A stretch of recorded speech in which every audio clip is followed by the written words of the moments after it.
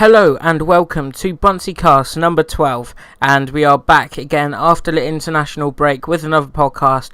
Thank you very much once again for last week's support on the video. A little bit different coming out with a FIFA video, but to be honest it got a fairly good response, but I did actually decide that I'm going to keep FIFA and Fulham podcasts separate. So I do now have a gaming channel. It's called Buncey Games. Go over there if you're interested in the FIFA content, but I've decided this has to be a podcast channel, and that's what it's going to remain at. So here we go. We were away to Cardiff City, and to be honest, Cardiff are a team that I've fairly slated, to be honest, since promotion, and I probably have slated them a bit too much.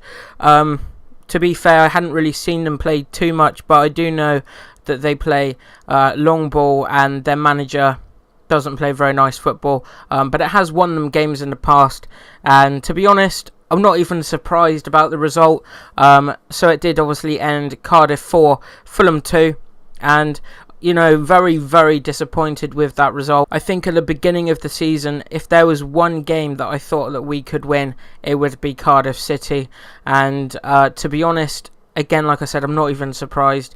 4 goals shipping against a team that before they've played us, they've only scored 4 goals, and they've now scored 8, and it's just absolutely appalling, to be honest.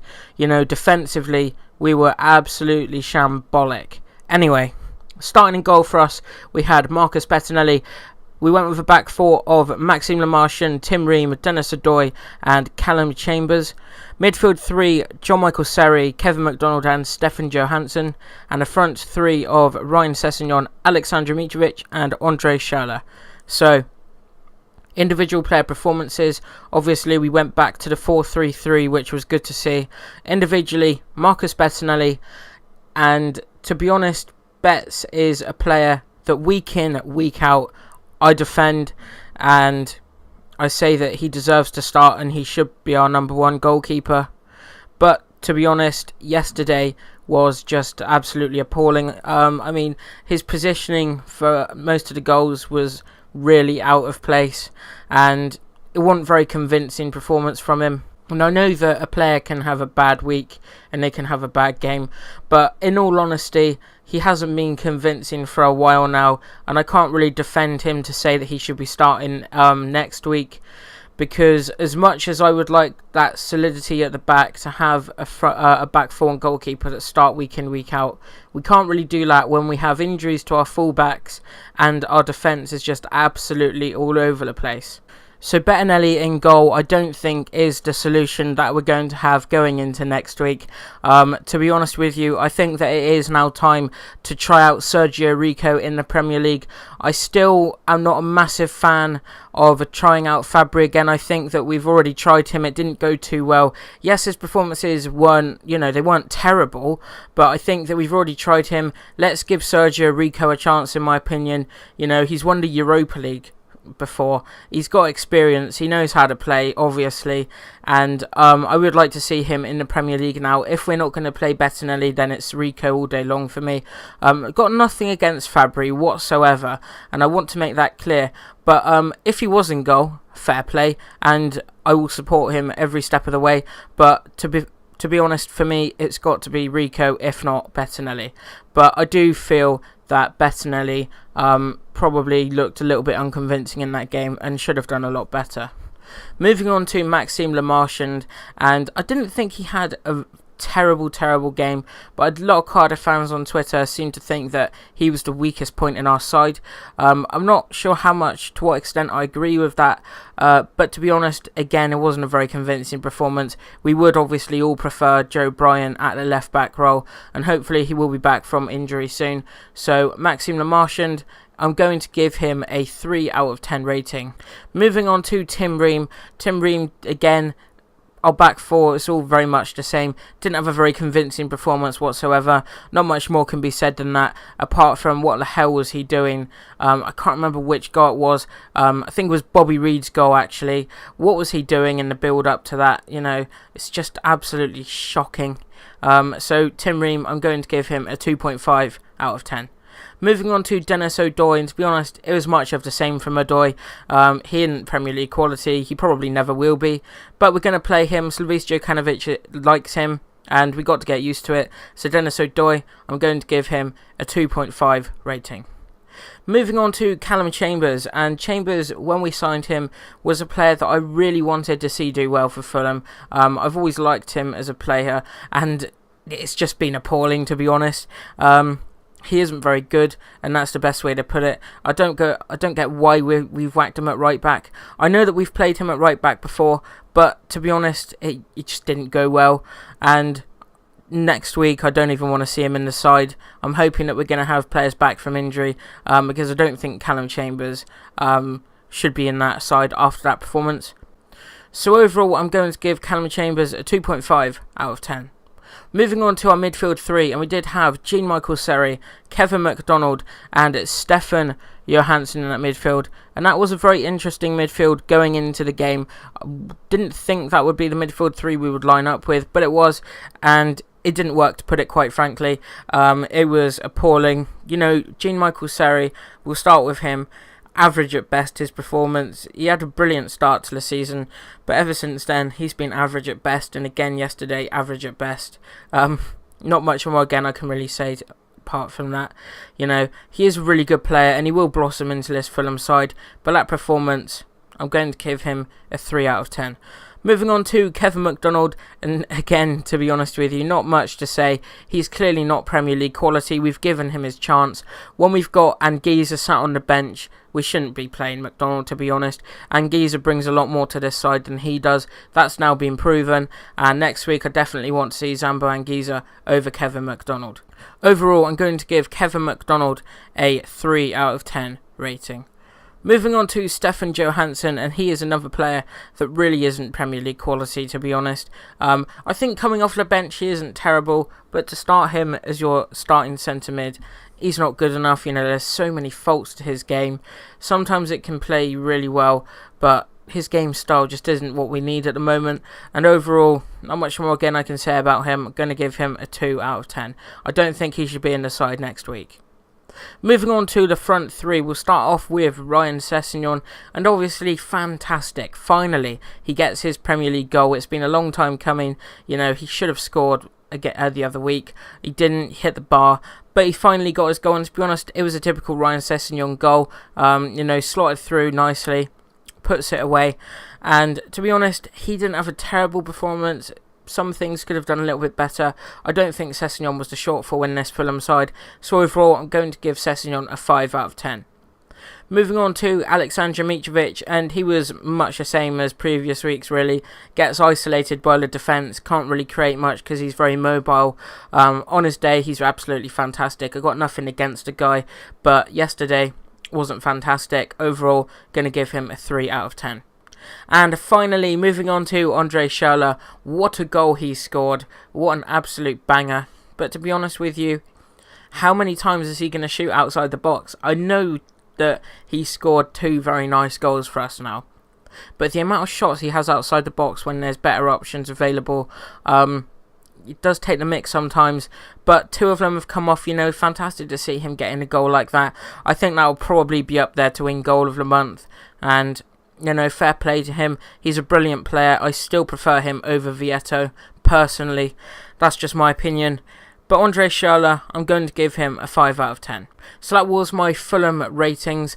Moving into next week, I think changes I would like to see would be Rico in goal. I think that Tim Ream will keep his place at the back. I would like to see Joe Bryan coming back in at left back if he's back from injury. If not, then keep Maxime Le Marchand in. With Dennis O'Doy, I don't think that would change, so there's no point really talking about it. If it was to change, then it would probably be Mawson coming in. And with the right back issue, I really don't know how we're going to set out with that next week. With our midfield three, I think what I would like to see would be Jean-Michel Seri and Giza, and hopefully Kearney can come back. He came back on the other week. It was clearly too soon. Please, can we have Kearney back? I think so much of these results would be different with the influence of Kearney. Please, can he come back over Johansson? And our top three, I would like to keep the same of Ryan Sessegnon, Alexander Mitrovic and Andre Schürrle. On to the Vietto situation. I think in this formation, Vietto doesn't work, to be honest. He's a very talented player. He's had a lot of assists for us. For me personally, apart from the stat of assists, he hadn't done a lot during the game that's really impressed me. I think Schürrle's better than him. He's got more experience, and to be honest, I think that if we're going to drop anyone from it will be Ryan Sessegnon and moving him to left back. But I don't want to see that happen. So hopefully we can stick with that front three. And now, a very big talking point in the Fulham camp right now is Slavista Jokanovic the man for the job? And at this moment in time, I am really 50-50 with this one, because last week I was 100% Slav in. But to be honest with you, it's a results-based game. I really do love Slavista Jokanovic. What he's done for this club has been incredible over the past few years if you look at where they were. But like I said, we've got to get results, and we're back in the big time now. We've got to get these results, and as much as it pains me to say, if I don't see some sort of response in the Bournemouth game, then my opinion will be Slavista Jokanovic out. I think that we'll need to see a change, but I really do hope that we can see a change and a big impact in the Fulham side and cause a big reaction against Bournemouth, because Bournemouth are a very high scoring team. They've got a lot of good talent in their side, Callum Wilson, Josh King, not even just their attacking players, even their defence is great, and they're going to want to score against us. They're going to want to get 3 points. They'll see that as a 3-point game, hands down 100%. And we're going to go into that game, a point would be a decent result for us from that, let's be honest.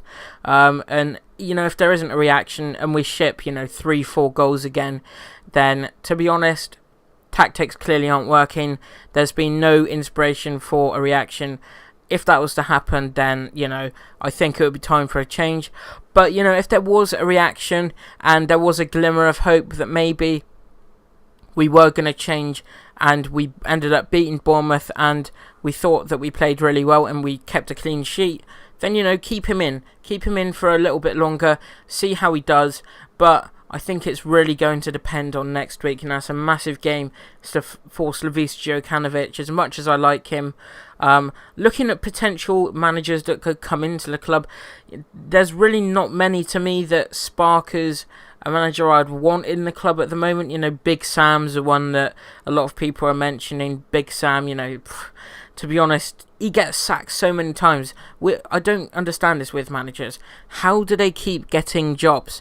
There is a reason why a club is sacking them and then another club is hiring them and then sacking them. There's a reason for that, and that reason is because their tactics don't work.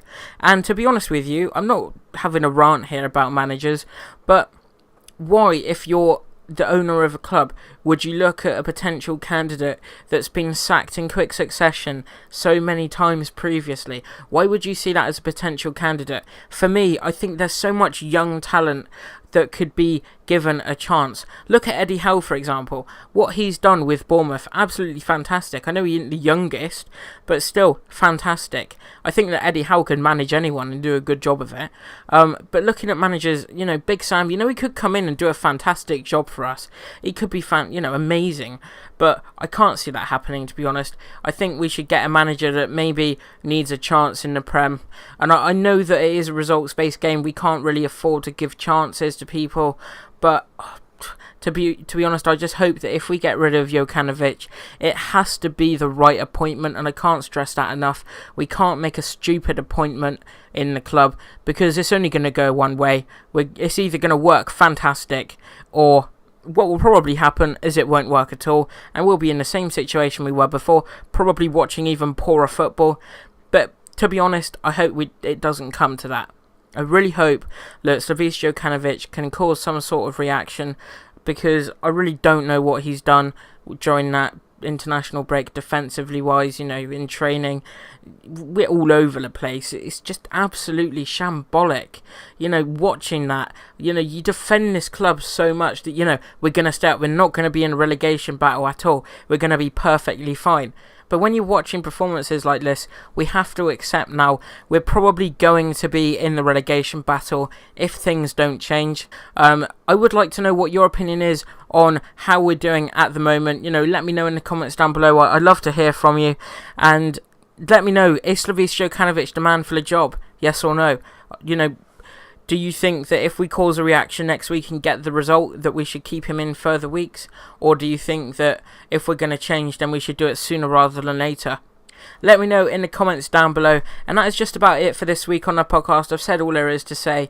I really do hope that we can spark a reaction for next week.